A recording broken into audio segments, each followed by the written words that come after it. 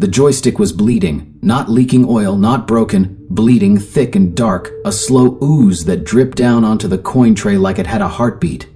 I hadn't even touched it yet, just stood there, frozen in front of the cabinet like it had summoned me instead of the other way around. It didn't have a name, no branding, no start screen, just a looping command flashing across a cracked CRT in dull green letters, insert coin to play. When to wake, I should have left. But then it blinked, and I swear, it blinked at me. This was in the back of an old arcade. Not a trendy retro barcade or neon-lit TikTok trap. Just a dying strip mall pit run by a guy named Orlo who smelled like cheese and Red Bull. I'd been there a few times to kill time, sometimes to clear my head, sometimes just to disappear. But I'd never seen that machine before. Neither had Orlo. "Backroom junk," he'd said with a shrug. "Wasn't there yesterday." Maybe someone dropped it off. Right. Just casually delivered a cabinet that weeps. The thing wasn't plugged in either. No cords, but it worked. The screen hummed with a low static buzz that made your teeth itch. And the joystick, once red, was now a pulsing purple like it was bruised from the inside. There were no instructions, no buttons, no menu. Just the coin slot. And the blood. I only had 1/4 on me. Left over from a laundromat run. I don't know why I used it. Curiosity? Boredom? Something else? The second the coin dropped, the machine shuddered. The screen glitched violently, flickering into rapid fire code and broken shapes. I saw a pixelated version of the arcade. Myself, standing exactly where I stood now, only less real. Just blocks of motion, like someone had built me out of cubes and noise. Then, the words changed. Level 1. Find the glitch in your teeth. The screen flashed. And suddenly I wasn't in the arcade anymore. Or maybe I was... The walls around me looked the same, but they wavered, like heat distortion or low-res render distance. The lights overhead stuttered between real fluorescence and jagged static. And when I blinked, I saw polygons. My skin wasn't normal. It was pixelated. Subtle at first, like my edges were flickering. My hands twitched when I moved them, leaving faint trails like a lagging cursor. And the worst part? I could feel it. The game wasn't virtual, it had bled out into the world. I wasn't playing it. It was running on top of reality, a layer of corrupted code feeding off everything underneath. Then came the first noise. A low crunching sound behind me. I turned slowly. A figure moved through the arcade, glitching every time it passed a light. Like reality didn't quite know how to render it. Tall, too tall, thin arms, twisting neck. Its head jittered side to side like a corrupted frame. And it was smiling. Teeth like cracked white pixels scrolling through expressions at random. My heart pounded. I tried to move, but the joystick in the cabinet tugged back. It was still connected to me somehow. A wire? A signal? Something that reached inside. I felt it pulse with my own heartbeat. The screen blinked again. Find the glitch. Bite down. I didn't understand, but then I felt something in my mouth. Not food, not blood. A hard shape like a shard of glass wedged between my molars. My hand flew to my jaw and I felt it. Solid, sharp, foreign. I pulled it out. It was a pixel, a tiny, glowing cube covered in saliva. And when I held it up, the world around me paused. The lights froze mid-flicker. The glitched figure halted its crawl. The entire space became silent, waiting. Then the pixel melted in my hand, and the joystick stopped bleeding. I thought I had won. I thought that was the level.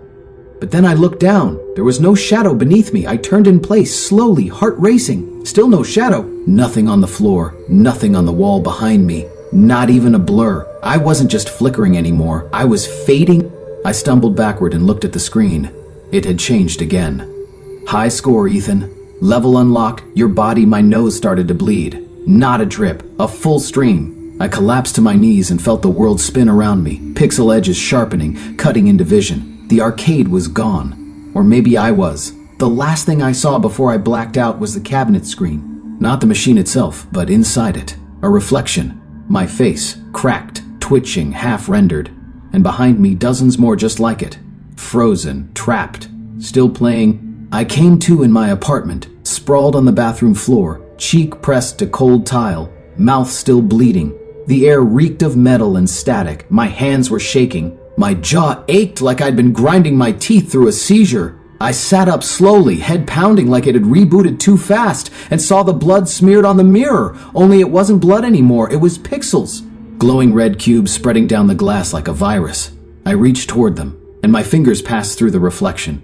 No resistance, Just data distortion. My hand shimmered, glitched for a full second, then re-solidified like reality was trying to catch up. I didn't fall asleep. I'd crashed, and the game was still running. My phone buzzed on the floor beside me. Screen cracked.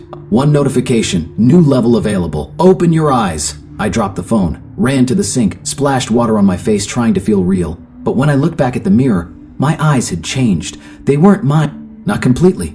The irises flickered. One blue, one gray. Resolution mismatched. My pupils dilated in square chunks instead of circles. Like someone had rendered me at different graphic settings and forgotten to sync the build. And beneath my left eye, something new had formed. A scar. Not a wound, but a shape. A pixelated burn etched into my skin like a low-res tattoo. I tried to rub it away. It didn't fade. My shirt felt wrong, tight at the chest. I pulled it up. Another scar, larger this time, just under my ribs. A grid pattern. It pulsed slightly with a dull orange glow. Like a checkpoint marker, someone or something was saving progress. I stumbled into my bedroom and found my desk screen on, though I hadn't touched it. No browser, no desktop. Just one screen, level 2. Find the player who never stopped. My speakers clicked on. A low hum filled the room. Then static. Then a voice. Not robotic, not demonic. Just tired. Just me. I'm still here, it whispered. Still playing. Still loading. And then I remembered. The urban legend. Back in high school, there were rumors about a kid who broke the scoreboards at the mall arcade. He hit some ridiculous number on an unmarked cabinet, one no one else remembered seeing.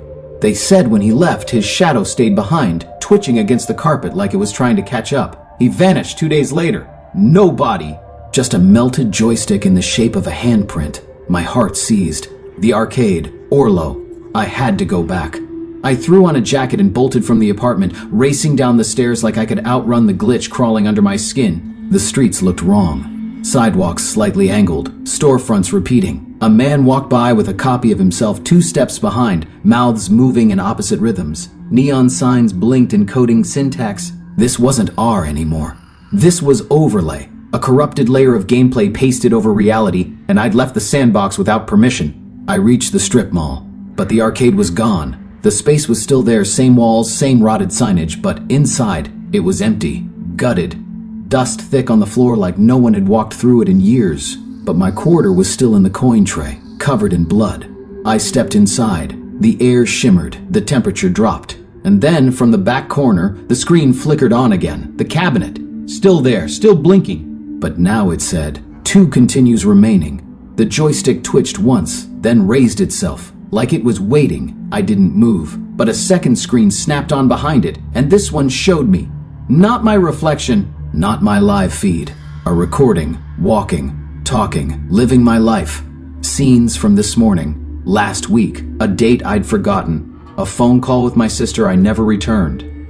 The game wasn't tracking my movements, it was storing them, cataloging who I'd been. And behind the cabinet, I saw a shape, another player, glitched, slumped, flickering, a shadow with my face, only older, hollow-eyed, mouth open in a silent scream.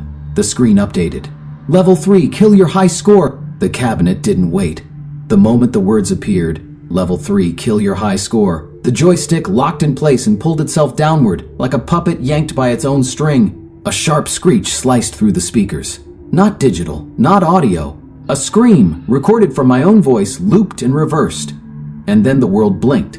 Not a fade, a blink.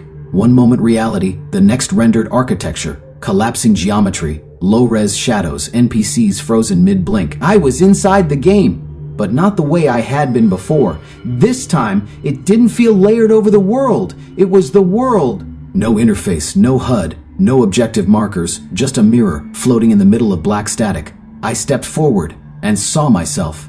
But not me now, me then, back when it started. Before the quarter dropped, before the scars, the high score version of me.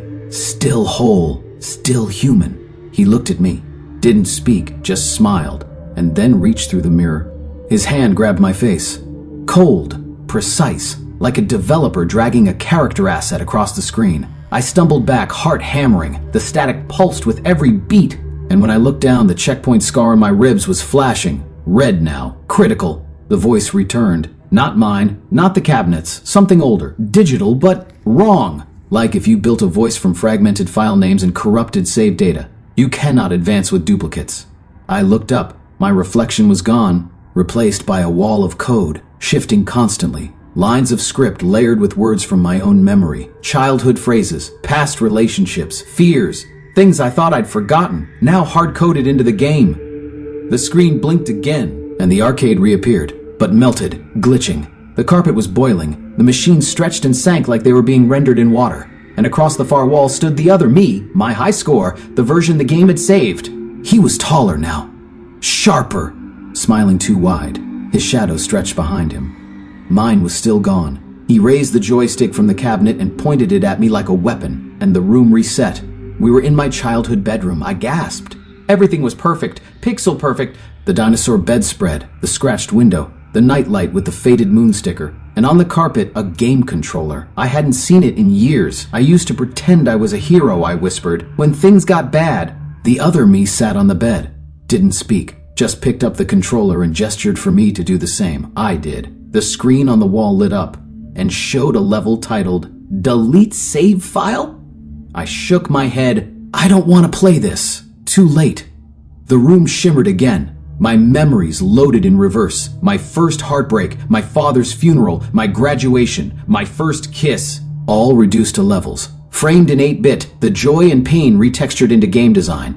Everyone had a score beside it. The high version of me was winning because I'd forgotten most of mine. That was the price. The more I played, the more I won, the more I lost the parts of me that weren't measured by scoreboards or progression, and that's what the cabinet fed on. Memory, emotion, shadow. I dropped the controller. No, I said, breath trembling. I'm not leveling up. I'm being hollowed out. The high score stood again, smiled wider, then began deleting. The walls vanished. The room blurred. My body flickered. Arms gone, then back, then gone again. I screamed. I felt my heartbeat collapse into ones and zeros. But then, I heard something. A coin dropping behind me. I turned. The cabinet had followed me, and sitting beside it, still glitching, still smiling, was the boy from the urban legend, the first player, the one who vanished. His skin was blocky now, eyes wrong, but he still had enough of a soul left to look sorry. He reached out slowly and held up my shadow like it was something you could just hand back.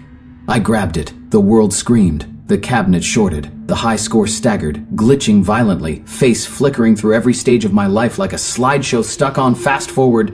He shrieked, not with pain but with panic, because I remembered. I remembered everything. The game couldn't hold me anymore. Not now. I slammed my hand against the arcade screen. It cracked, then shattered. The cabinet bled, and the game crashed.